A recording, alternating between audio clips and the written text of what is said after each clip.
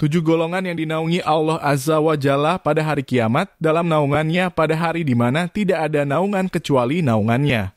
Berdasarkan hadis yang berasal dari Abu Hurairah dari Nabi SAW, yaitu 1 imam yang adil, 2 seorang pemuda yang tumbuh dewasa dalam beribadah kepada Allah, 3 seorang yang hatinya bergantung ke masjid, 4 2 orang yang saling mencintai di jalan Allah, keduanya berkumpul karenanya dan berpisah karenanya, 5 seorang laki-laki yang diajak berzina oleh seorang wanita yang mempunyai kedudukan lagi cantik. Lalu ia berkata, sesungguhnya aku takut kepada Allah. Dan 6 seseorang yang bersedekah dengan 1 sedekah lalu ia menyembunyikannya sehingga tangan kirinya tidak tahu apa yang diinfakkan tangan kanannya. Serta 7 seseorang yang berzikir kepada Allah dalam keadaan sepi lalu ia meneteskan air matanya. Hadis riwayat Bukhari, Muslim, Ahmad, Malik, An-Nasai DLL. Sebelumnya, mohon subscribe dan tonton sampai habis. Semoga Anda mendapatkan keberkahan dari Allah Subhanahu wa Ta'ala. 1. Seorang imam yang adil. Yang dimaksud dengan imam yaitu seorang yang mempunyai kekuasaan besar seperti raja, presiden, atau yang mengurusi urusan kaum muslimin.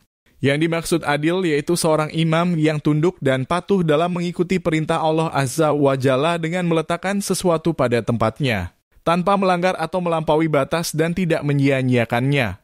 Keadilan seorang imam yaitu dengan menegakkan kalimat tauhid di muka bumi dan menyingkirkan segala perbuatan syirik, dan melaksanakan hukum-hukum Allah Azza wa Jalla. Sebab kesaliman yang paling zalim adalah perbuatan menyekutukan Allah padahal Allah lah yang menciptakannya. 2. Seorang pemuda yang tumbuh dalam keadaan beribadah kepada Allah. Dalam sebuah hadits dari sahabat Salman Al-Farisi radhiyallahu anhu, dia menghabiskan waktu mudanya dan rajin dalam beribadah kepada Allah pada umumnya. Seseorang saat masa mudanya lebih condong kepada kejahatan, kemaksiatan dan perbuatan-perbuatan yang melanggar syariat. Namun ada orang di saat mudanya ia justru mengekang hawa nafsunya dan beribadah kepada Allah Azza wa Jalla. Orang seperti inilah yang akan dilindungi oleh Allah Azza wa Jalla. 3. Seseorang yang hatinya bergantung pada masjid. Dalam riwayat At-Tirmidzi disebutkan seorang laki-laki yang hatinya terpaut dengan masjid apabila ia keluar dari masjid hingga kembali kepadanya.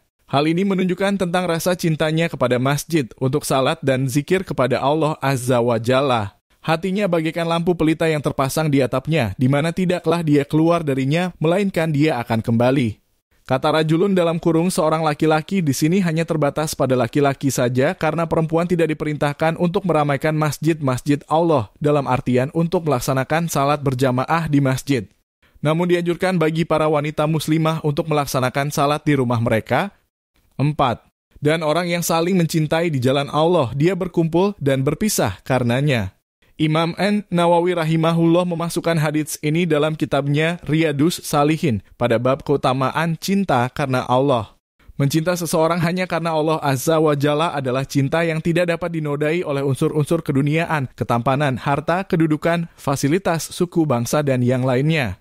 Akan tetapi dia melihat dan mencintai seseorang karena ketaatannya dalam melaksanakan perintah Allah Azza wa Jalla dan kekuatannya dalam meninggalkan larangannya. Al-Hafiz Ibnu Hajar rahimahullah mengatakan, disebut dengan 2 orang yang saling mencintai di jalan Allah, di mana ia berpisah dan berkumpul karenanya, yaitu apabila keduanya saling mencintai karena agama, bukan karena yang lainnya. Dan cinta agama ini tidak putus karena dunia, baik dia berkumpul secara hakiki atau tidak sampai kematian memisahkan keduanya. Hal ini juga berlaku bagi 2 orang wanita muslimah yang saling mencintai karena Allah Azza wa Jalla, yaitu cinta dalam rangka melaksanakan ketaatan kepada Allah Azza wa Jalla. 5. Seorang laki-laki yang diajak berzina oleh seorang wanita yang memiliki kedudukan dan kecantikan, lalu laki-laki tersebut berkata, sungguh aku takut kepada Allah.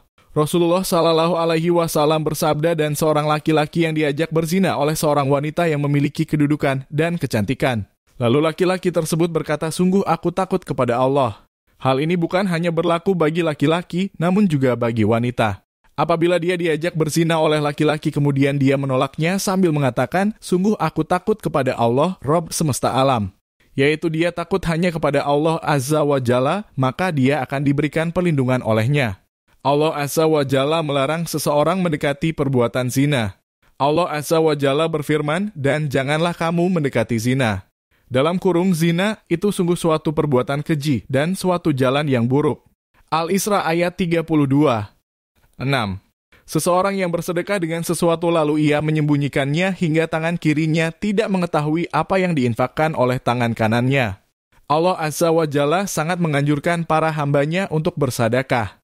Allah Subhanahu wa Ta'ala berfirman, "Jika kamu menampakkan sedekah-sedekahmu, maka itu baik. Dan jika kamu menyembunyikannya dan memberikannya kepada orang-orang fakir, maka itu lebih baik bagimu dan Allah akan menghapus sebagian kesalahan-kesalahanmu. Dan Allah Maha teliti apa yang kamu kerjakan." Al-Baqarah 271 menyembunyikan sedekah dalam Islam memiliki keutamaan, yaitu dapat menjauhkan diri dari sifat riya. Namun pada saat-saat tertentu diperlukan memberikan sedekah secara terang-terangan agar menjadi contoh bagi orang lain. Sedekah wajib dilakukan dengan ikhlas sebagaimana ibadah-ibadah lainnya. Orang yang riya dalam beramal baik ketika memberikan sedekah maupun yang lainnya, maka amalannya itu tidak bernilai di sisi Allah Azza wa Jalla. Namun bagi para istri dianjurkan meminta izin kepada suaminya jika ingin bersedekah. 7.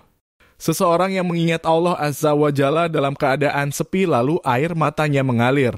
Sabda Rasulullah Sallallahu Alaihi Wasallam, dan seseorang yang mengingat Allah dalam keadaan sepi lalu air matanya mengalir, yaitu seorang laki-laki yang mengingat Allah atau berzikir kepadanya, berzikir dengan hati dan lisannya dan dalam keadaan sepi lalu air matanya mengalir.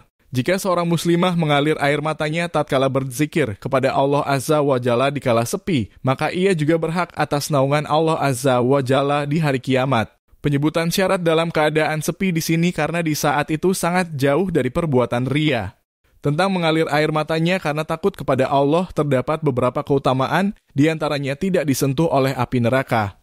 Terima kasih telah menonton, jangan lupa subscribe dan share ke teman, semoga bermanfaat juga bagi orang lain.